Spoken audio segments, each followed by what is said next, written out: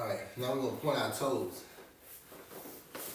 So now our feet is straight. It's straight like this. Now we're relieving pressure on our shin. And we're just sitting. Sitting back on our shins, pointing our toes.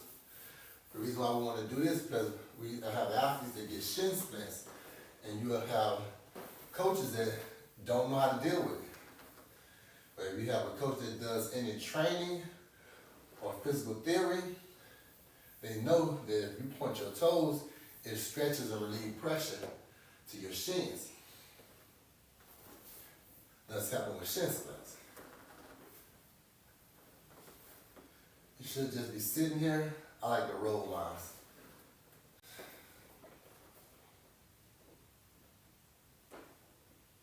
One minute. All right, we're switching to singles.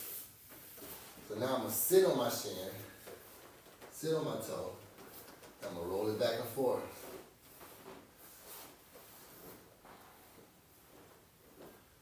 For 1 minute, we're going to do each leg. But we're sitting on it, rolling it back and forth. So now we're relieving all that pressure that we built up in it from trying to increase that muscle endurance in that shin so it can be able to take the pounding of running. Repeated running and repeated tapping and hitting the ground. Your athlete, you want your athlete to be as tuned up as possible, male or female. There's no gender in athleticism, only athletes. They're all athletes and they need to all be trained to a certain level of fitness where they can perform their activity well. That's male or female. So we switching.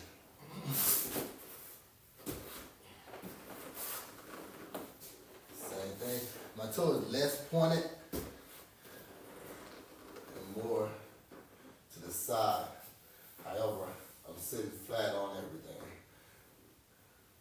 Stretching it out by moving side to side. But you should feel a lot of relief on your shin. You got 30 seconds on the stretch.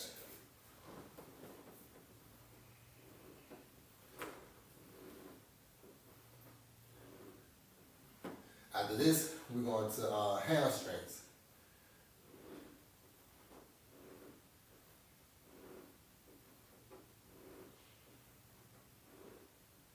Ten seconds on the stretch. Make sure you're breathing well. And make sure you're drinking your water. Just because we're just stretching, you still want to stay hydrated and hydrate these ligaments.